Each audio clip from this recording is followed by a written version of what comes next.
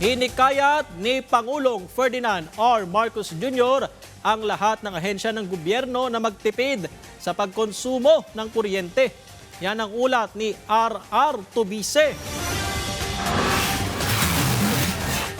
Mas higpitan ang pagtitipid ng kuryente. Ngayong papasok na ang tag-init. Yan ang paalala ni Pangulong Ferdinand Marcos Jr. at ng Interagency Energy Efficiency and Conservation Committee para sa lahat ng ahensya ng gobyerno at mga Pilipino. Inaatasan ang mga opisina ng gobyerno na magpatupad ng energy conservation measures para masigurong sapat ang supply ng kuryente at langis. Kanya-kanya ring paraan ng ating mga kababayan para makatipid sa kuryente at gasolina. May nagluluto, tanghali, hanggang gabi na yon. Yun ang pagtitipid namin ng gas. Saka laging nakasara yung hindi sisingaw. Yun na, ulam, kanin, hanggang gabi na yan.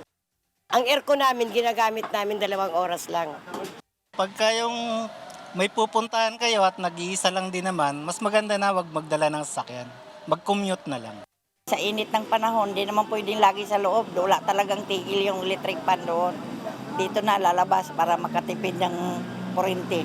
Gaya nila, hinihikayat din ang mga ahensya ng gobyerno na magtipid sa pamamagitan ng pag-activate ng sleep settings sa mga gamit sa opisina at pag-set ng aircon units na hindi bababa sa 24 degrees Celsius. Pinapaalalahanan din ang mga tanggapan na panatilihing sarado ang mga pinto ng mga air-conditioned na lugar para mapanatiling sapat ang temperatura. Inirerekomenda rin ang flexible work arrangements o pagpapatupad ng 8 oras na office hours kung kinakailangan. Kasama rin sa mga suwestyon ang pagpatay ng ilaw at mga computer tuwing lunch break at pagkatapos ng office hours. Hinihikayat din ang mga tanggapan na gumamit ng LED lighting, inverter-type air conditioning at iba pang appliances na mababa lang ang konsumo ng kuryente. Maaari ring gumamit nila ng renewable energy sources gaya ng solar power. Mailan pang payo ang ating mga kababayan para makatipid sa kuryente at gas.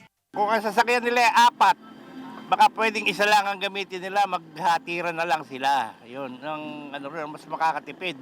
May ibang hindi kailangan, huwag mo nang bilhin para makatipid lang. Samantala, kailangan sumunod ang mga ahensya sa Government Energy Program Guidelines at mag-submit buwan-buwan ng ulat sa kanilang konsumo ng kuryente at langis. Ayon sa Department of Energy, mahigpit nilang babantayan ang pagpapatupad ng mga hakbang na ito. Magsasagawa rin sila ng random spot checks upang matiyak na sumusunod ang lahat ng ahensya ng gobyerno. R.R. Tubise para sa Pambansang TV sa Bagong Pilipinas.